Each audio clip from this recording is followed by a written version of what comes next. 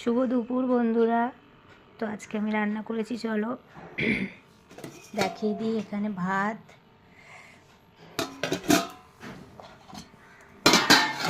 এখানে আছে কলমি শাক ভাজা, আর সেদিনকে থোড়টা ছিল তো ওটাই ভাজা করেছি, হাফটা ছিল।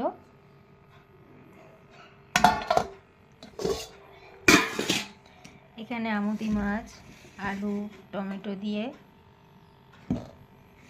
করেছি।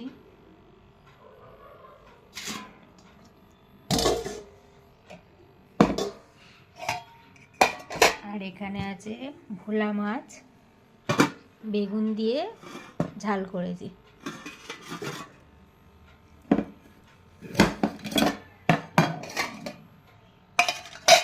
আর এখানে একটু মাছ ভাজা আছে, কটা মাছ ভাজা রেখেছি।